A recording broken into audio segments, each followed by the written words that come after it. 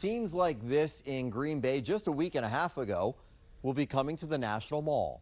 The NFL president and Mayor Bowser all announcing that the 2027 draft will be held here in D.C. And consider this, around 250,000 fans, if not more, are expected each day. That's as much as last year's 4th of July permits on the National Mall anticipated. Expect that level of crowds for an event this big, and we've got team coverage. Let's start with Josh Chapin. He's with a huge impact on our area. It's a big deal and expected to be a big moneymaker, Josh.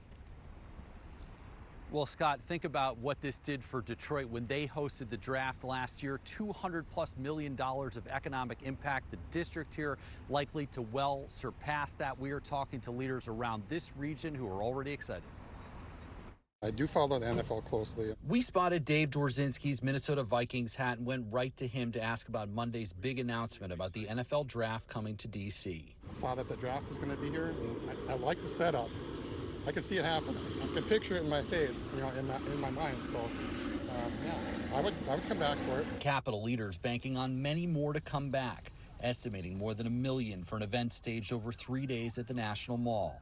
MPD saying they're well-versed in events like this. Anytime there's a big event like this, it certainly is not just beneficial in terms of its economic impact for D.C., but it is a big plus for the region. Jaron Price is the president and CEO of the Downtown D.C. Business Improvement District. It just puts our region and puts the city on a world stage to say, hey, this is a great place to do these type of big, marquee, nationally important events in one of the most important cities in the world. Fairfax and Arlington counties both chiming in, saying it's a win for the entire region. And, quote, Northern Virginia stands to benefit in a big way. We believe in investing in sports because they have helped us transform neighborhoods, and the NFL bringing this event to the nation's capital will help us fill hotel rooms, our restaurants, and Americans from all 50 states will come to their nation's capital and enjoy. And Scott, it is clear that this has been in the works for some time. We got a letter from the Department of Interior today talking about their support from this. The letter is dated back to January 2024. A spokesperson telling me today there are guidelines in place to manage all this in this iconic cultural landscape. We're on the National Mall today. I'm Josh Chapin, 7 News. And now, the Toyota Sports Desk, sponsored by your Toyota dealers. All right, we now want to get to Natalie Spalla because, Natalie, you've spoken with fellow sports media members out there here in D.C. How's everyone reacting to this news? Yeah, well, they are just as excited as I'm sure a lot of Commanders fans are out there, and it really does go to show how impactful the ownership change has been. Now, Josh Harris and this management group, they took over less than 2 years ago, and you would need to count on both hands, Scott, just how many positive things they have done to turn this franchise around. Now, today's announcement from the White House was just another example of how Washington's brand has been revitalized. The draft presents the perfect stage to display that to the league and to the world. I spoke with the former VP of marketing for the Redskins, George Perry. He tells me hosting the draft is just part of a bigger picture the team sees when looking ahead to the future, with goal number 1 being to build that new stadium.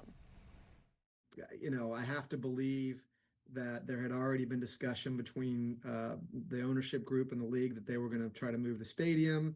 Gee, what a coincidence that a couple weeks later, still got to be voted on by the city council, right? So let's show the city council that the NFL is going to bring business to your city, right? If you build this stadium, if you, become the Washington team again, then we're going to bring marquee events like the draft to DC. This is going to be a great 6 to 8 years because you're going to have this in 27, you're going to have the new stadium in 30, and I would predict by 32, maybe 33, you're going to have a Super Bowl.